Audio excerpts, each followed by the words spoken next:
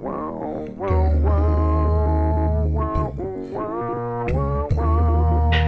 men have nothing to smile about. Been broke down, too proud to cry it out. Walk a mile in my boots and you know what I'm about. I took some licks and I took some hits and I found out them bones can actually break sticks. But them words are powerful as shit. Hello. Once again, here we are for Let the Paint Dry. And we're always so thrilled to be here and so thrilled to show up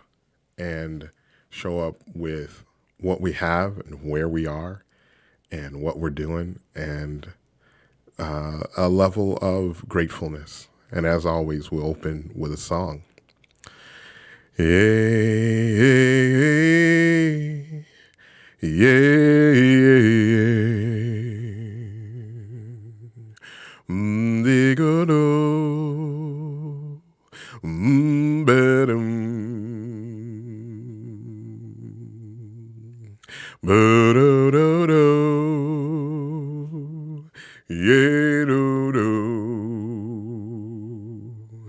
Way back down a dusty road.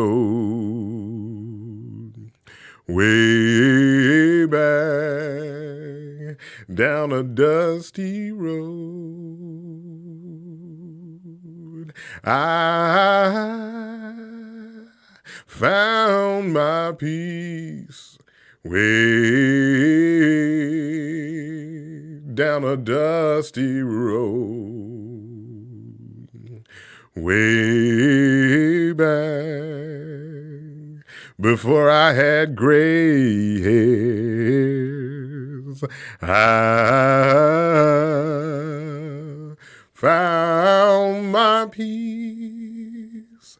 Dusty roads, dusty palms, dusty boots, dusty clothes. The desert wind, it did blow, and it covered my weary soul. Way down a dusty road, way down by the railroad tracks. There we lived on a little bit of faith, holding together by the stream side, way down a dusty road, way down a dusty road. I found my peace. I found my joy. I found my calm in the midst of the storm. Way down that dusty road, I found my peace. I found my peace.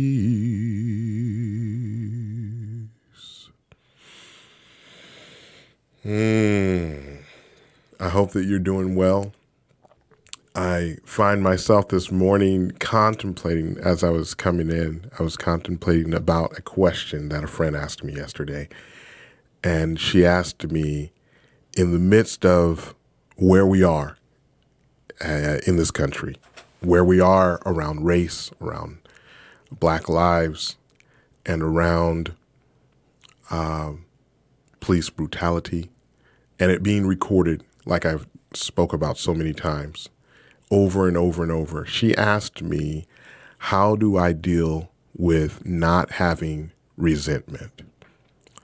And as a 300 and plus pound and not ashamed to say it, black man, 6 foot and some change, shrinking, growing, who knows, on a given day. How do I deal with resentment? And I had to pause and really think about that. I didn't have the answer right away. And what I realized and what I told her is that some of it I'm still dealing with. I don't think I have it. There's no way as a black man that you can, or a black person, that you cannot have just walk free of resentment. But what makes it better, and this is what I told her, is the work. And what I mean by the work is for me, it's the singing. It's the freeform singing. That vibrates in my body on a deep level, and things come up from my ancestors, things come up from my childhood, and things come up from the day before yesterday.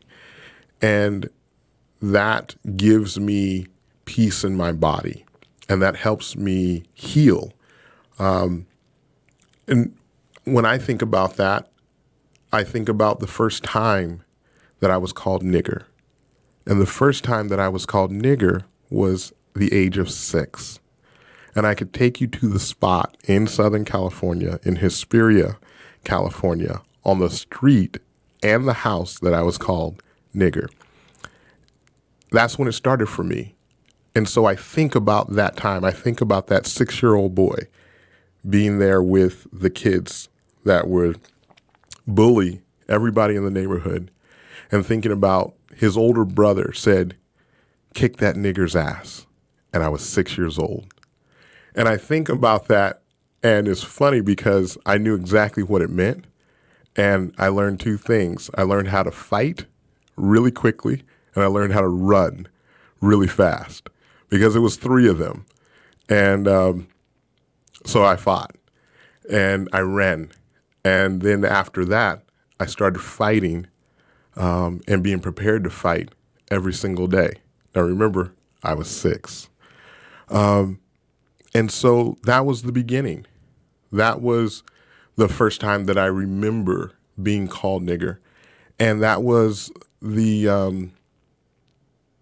that was probably when my innocence was gone.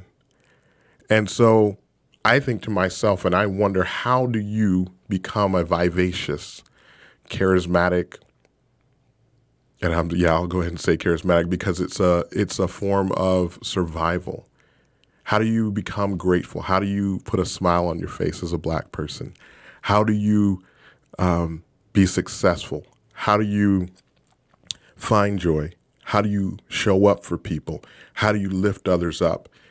And the only answer I have is doing the work, is showing up every day to make this world, your world, and those that you're connected to better. Doing the art, that's where the art comes from. That's what led me to pour into my painting and pour into my art at this level, is realizing that my entire life opportunities have passed me by, doors have closed, and so you make your own way. And it's this internal resilience that you build up from being marginalized. And you get so comfortable doing that you get forced to create magic. You become magical. And it's funny because your magic is really just your scars, and it's just scar tissue from being beat down metaphorically, sometimes physically. I think of my cousin, and long before Rodney King was ever on the screen and in our consciousness and a part of our name, a part of our cultural lexicon, and a name that we recognize, I have a cousin that was beat by the Orange County Police. And he was beat so bad that when my aunt went to the hospital, she walked right past him because she didn't recognize her son. And when I think about that weight, the weight of brutality of being black in America, and the weight of racism and the oppression, I realized that it's too heavy to sit with it and try and pay people back what they deserve. It's too heavy to try and find justice. So you have to go to another place. You have to go to a place of resilience, a place of innovation, a place of thinking outside of the box, and you find a way to live. And that is one of the reasons that religion is so prominent in the Black community, because it's used as a tool for respite, like spiritual and mental respite care. Sundays for Black folks is a place where you can recover from the week and you can pour out your heart in a place that is safe, and you can call on a God to deliver you. Whether he does or not, the act is powerful all in itself. And it's such a different utility than it is for other communities. You don't see a lot of praise and worship in the Black community historically. Now you see a little bit of it, but you see more lament and more crying out. And you get the sounds that we get used to, things that we call the blues is really just another word for depression. We made a whole genre of music around that, if you think about it. And that's a joke that Roy Wood Jr. from the Tonight Trevor Noah's show. That's his joke, but it's the truth. And when you think about that, it leads me to a place of contemplation as I go back to my friend asking me, how do you deal with resentment? And realizing as I think about that and think about the concept of where we are and where we've come from and how that we're connected to the past and the history of things done, and then things are happening now, we see in the news, and we have all these videos where we compare, how the cops treat a certain person and how they treat another person. And we sort through all of this and we're trying to find our humanity. And I realize that everybody is trying to find their humanity. And they're coming from different perspectives. When I look at all of that, I realize that there is this reality that we don't get to escape. We can't, certain people say go back to Africa. Certain Black folks are like, I'm leaving America. Some are able, but most aren't.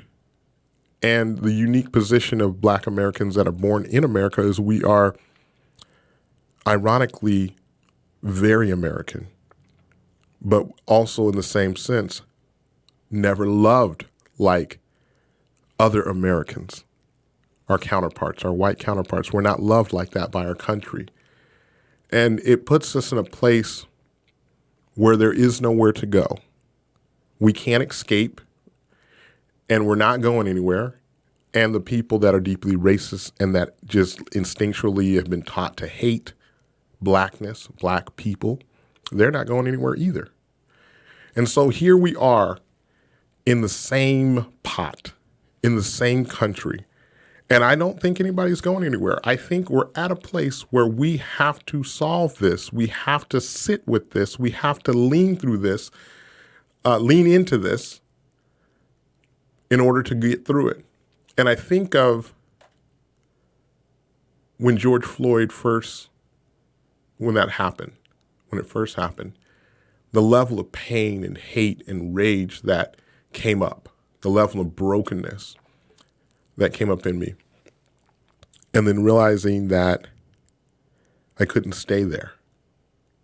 I had to keep moving. And that's the hardest thing to do, because it's very comfortable to stay there, to stay in this place of resentment, of rage, of outright just wanting to commit violence. But that is more damaging to me than somebody else who is like, say, just flat out racist, or the people who are not, they don't consider themselves racist, but they don't want to acknowledge the pain and reality of Blackness and existing as a Black person, as a Black man and a Black woman. equally painful in one regard, but distinctively have their own texture of pain. And so here we are in a place that you can't run. Nobody can run.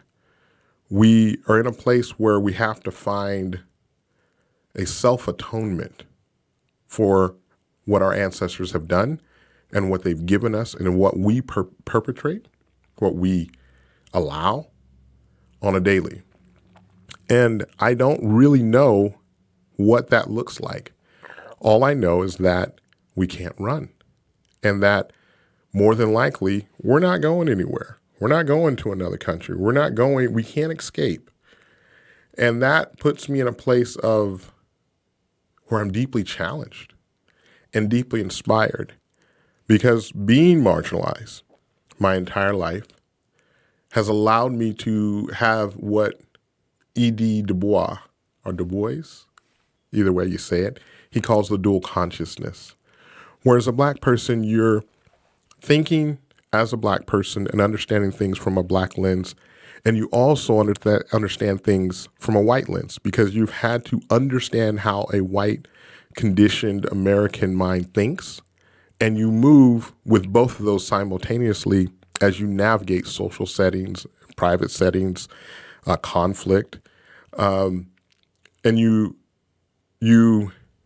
have to master both of those languages, both of those cultural languages and cultural cues of what's acceptable, what's not, what people think, what they think of you, where they think you sit socially, where they think you sit economically. And with that perspective gives me this weird level of empathy for people that look at me and are deeply threatened and filled with hate. And it is not comfortable to sit there. It's not my instinct to have compassion for people like that, but I realize they're not going anywhere. And I realize that we aren't going anywhere. And I realize that people can change and grow. And with that understanding, that little sliver of silver lining and hope is my hope for the future, is my hope for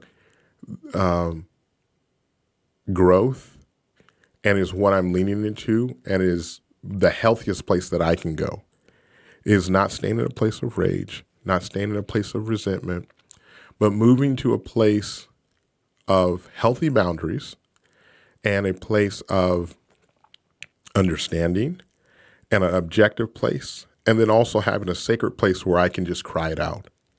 And many times that is platforms like this where I sing it out, where if there is a blues tone in my voice, if there is a bit of sorrow and sadness, that's where it comes from. Just waking up and being burdened with this thing that I'm very proud of that I didn't create. And that thing that I'm very proud of that it is also a target for me is my skin color and being Black. It is a point of pride and a very dangerous thing.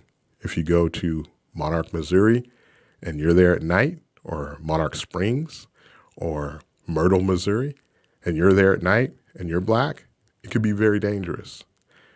But it's also the greatest joy that I have. And so it's this very weird thing that I hold, but there's not a thing I can do about it, and except for expand it, lean into it, give it, take it, set boundaries, be available, all of those things. And I don't always get it right, but I follow my heart. And when I make mistakes, I try and acknowledge them and do better. So that's just what was on my mind, and sitting in a very prominent spot in my heart and my body, and I'm sorting it out. And as I move in the world and I sell art in the world and I let the paint dry, it brings me in contact with people from all walks of life. And seeing, one thing I still see is I see people that I know think differently than me, but they still unite around the art, and it still brings joy. And it brings me joy to create it. It brings me joy to share it. It brings me great joy to sell the art, receive the financial energy, and then be able to give more of that. Also, seeing people find their voice. A lot of what I do as well is come alongside people and show them how to find their artistic voice. And we get really grit, like right down to the nitty gritty. I send art supplies sometimes, and really we train on how to use certain pencils. But it's a power that it's a powerful thing. And it's a power that you're giving. You're empowering someone to create something that didn't exist before now. And that is a very exciting thing to be a part of. And I'm going to continue to lean into this. I'm going to continue to do this practice. This is my religion, is creating. My religion is to create, and my spiritual practice is to create these songs, these pieces on the spot in a flow of consciousness, not too scripted, because I want to bring out what's deep inside me, the thing that I don't understand, the things that are just there, but I don't even realize they're there until I start to do the act of singing, do the act of drawing. I want to bring that out, give it space to breathe. And that practice is my religion, and I share that with everybody. And I feel like it fits with other belief systems. Whatever your belief system is, I believe that creation fits with that. And that's where I'm at now. That may change. And I'm open to that changing. I'm open to thinking differently about this, but this is where I am today. And this is where I've come to today. And I'm grateful. I'm so grateful for this season. And I've learned so much in this journey. And I look forward to every day looking to see what I can learn and what I can give and what I understand, and being kind to myself about understanding things in a clearer way than I did before. The lessons that I've learned, being able to see that I was in one spot mentally, emotionally, spiritually, and that I've grown, that I've made progress, that I'm a better person. And I know that these things happen very slowly. So, with understanding how long it takes for me to learn lessons and me to grow and me to go through the different shades of emotion, I want to extend that same courtesy and understanding to other people and realize that right now it's the pandemic and its race, and particular Black bodies. And it's going to take us a long time to learn how to love each other as human beings. And it feels like in certain stances, in certain points, in certain places, and in certain places of our consciousness, that will never be united again. That maybe it's gone too far. It's too much pain. But I would say that we just finally got to a place where we can come together, but it's not going to be this naive, toxic positivity of, oh, yay, we're all fine. It's going to be with a deep understanding of our humanity and our similarities, and really knowing it.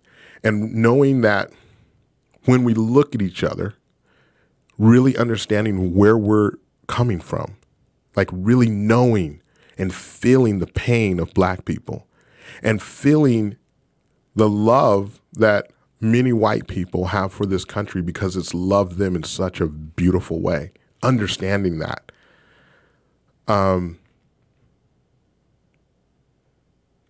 This might be the most important podcast that I do because it's the most honest. It's no bullshit.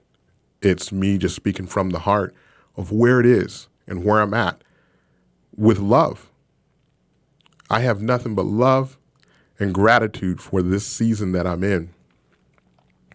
But I realize we have to be completely honest with people and each other and ourselves if we're going to have any kind of growth. You got to be honest with yourself. When I look at myself and my growth over the years, just becoming a better human being, I had to get real honest with character flaws.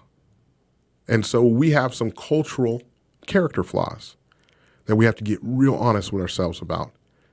And I see it. And you almost have to give, when you're being honest with yourself about something that is ugly, if you will, if I can use that word, you have to give it room because it's fragile, because it's human nature to brush it aside and not deal with it. It's human nature to make it something else, to not truly acknowledge that this is the thing and this is the problem right here. It's human nature to say it's not that bad because it's too much to carry.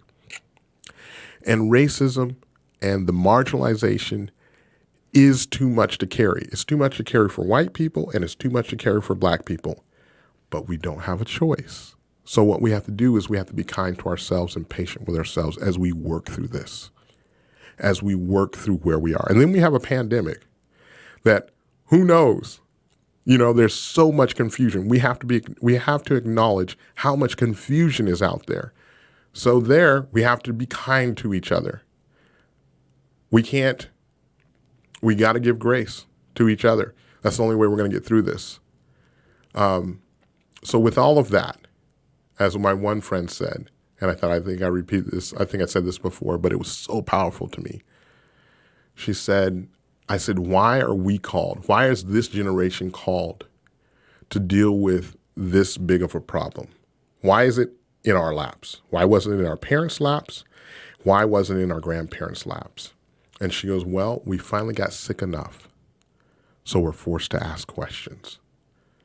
So I'm going to continue to ask questions. I'm going to continue to show up. I'm going to continue to show up in love because I don't think I have any other choice. There's no room to run, to hide, to be less than. It's time. This is a time to be more than. This is a time to be bigger, stronger, more compassionate, more honest, more vulnerable, more loving, to understand the depths of love, not a Valentine's happy heart, red color, simple love, but a love that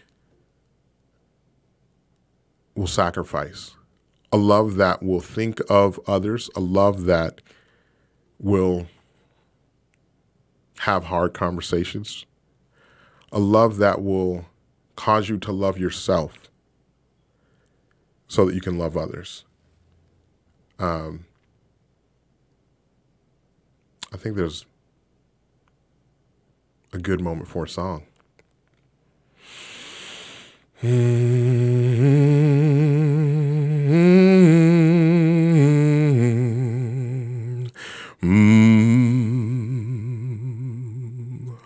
Hold on just a little while longer. Hold on just a little while longer. Hold on just a little while longer. Everything will be all right. Fight on just a little while longer. Fight on just a little while longer. Fight on just a little while longer. Everything will be all right. Pray on just a little while longer. Pray on just a little while longer. Pray on just a little while longer. Everything will be all right. Young people, march on just a little while longer. March on just a little while longer. Young people, will you march on just a little while longer? Everything will be all right. Preach on just a little while longer. Preach on, just a little while longer. Preach on, just a little while longer. Everything will be all right. Go in love. Let the paint dry. Follow me at Travis Johnson Studios on Instagram and Facebook, and at my website at travisjohnsonart.squarespace.com. Love you guys.